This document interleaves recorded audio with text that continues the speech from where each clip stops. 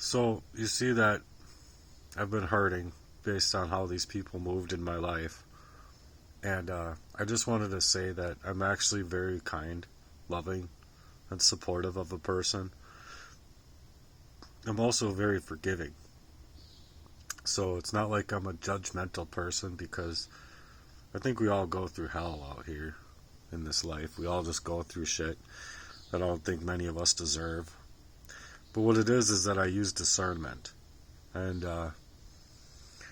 when I'm able to see through their deception, and that is the art of war, if you really look at it, is basically being able to see clear through their deception at play, that you know what you're up against.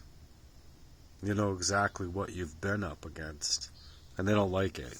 They don't like any of it. Because now that you're able to see through it, you're able to use discernment and decide, okay, well, I might have to lose my stuff again for the fourth time and just kaboom, my life goes kaboom, but I think it's very unfair. I think there's plenty of resource out there.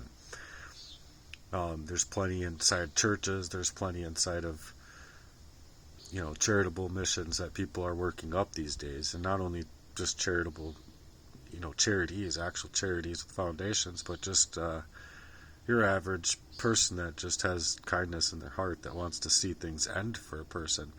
They could put together a fund or a campaign, a GoFundMe or what have you, and they could do it for multiple reasons. But when a person doesn't have their influence in their life and their influence has been stripped from them, it's really hard for people in my position to get through this stuff alone. That's why I'm out here asking for your help in that kind of fashion. Because if you're not being mismanaged in your influence and your network in that fashion, my whole 26 years of my account was, all of my accounts was taken. My phone, even in my house here, I had my internet and everything being hacked. And so I didn't know that these people were moving on me that way. If I had the inclination, I probably lost the inclination due to the poisons that they're giving me. And there's people out here that legitimately had wanted to make it oh, it's all in your head, it's all mental health or delusional delusional persecution or whatever. But it's just the fact that I'm able to see clear through their crime, you see. And so either way, you won the war. It's them that have a war inside of themselves still, you see. And so that's kind of what I was after with my Hearts' work in the first place, is I really wanted to not only grow up a mission for myself to become better and become a better speaker and get out here in that fashion, but I have a serious story to tell, and I knew that if I could get it out from beginning to where I was, that people would understand it. People would see it for what it was, and they would actually suggest, that they would have that kind of influence in their life. And so I'm looking for the people that have white hearts, that have good hearts out here. And it's as simple as that. I don't think any one of us really are born with a bad heart. It's just that this world has been really decrepit in that fashion to ensure that people do have bad hearts. So anyway, I do use discernment about things. I'm not being judgmental. These people need help. As far as I'm concerned, they need our help. And they're like everyday people. They look like there's nothing wrong with them. They probably have, some of them can have a lot of money. But if you ask me, it's the people that are stuck in the worst predicaments and poverty and, places that are constricting our efforts, constricting our availability to our own selves in that way, that are actually the ones hurting the worst. Because even if, per se, I haven't made the best decisions based on these things happening to me, but I don't think I really had much power over that. And that really bothered me when I was in the homeless shelter, so that's why I would get up at 3:30, 4:30 every morning that I could. And I'd be in the shower, first one in the shower, and out that door, first time, minute that door's open, I'm out. Bye. That's because I wanted a life. I wanted a life to be able to share with people that, my heart was feeling like basically I'm in this situation and it's not of my own doing. I'm carrying the pain around of what somebody else is doing to me, and that's legitimately what it felt like. And I knew that. And me talking to my own friend about it, and like at the time, not knowing that he was a part of this whole crew,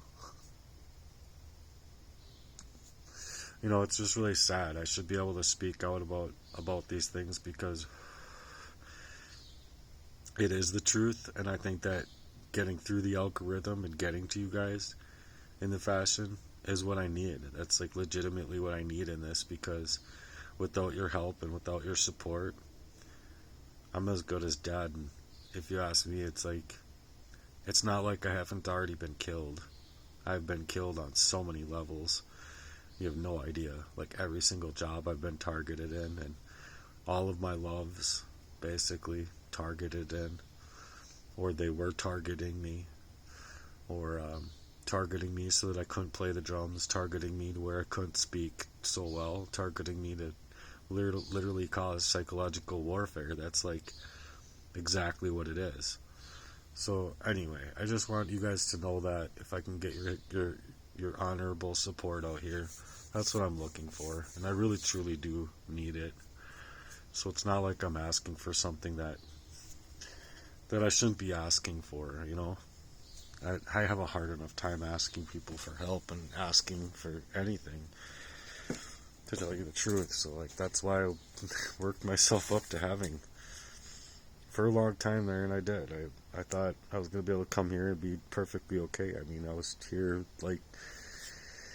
what was left of that? It's probably about 25K. I don't know, not very much, but still I felt like, I was going to be able to move forward with my life for a change. I really believe that I still deserve that chance, based on what's happened to me, not from me, at least not all from me. But when you're unwittingly being poisoned like that, you don't have control over it.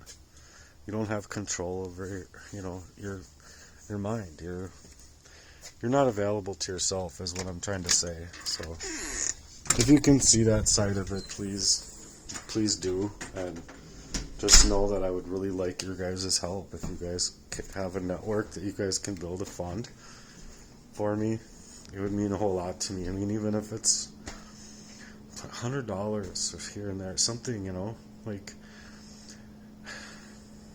I don't want to cry thinking about it, because I don't have nothing.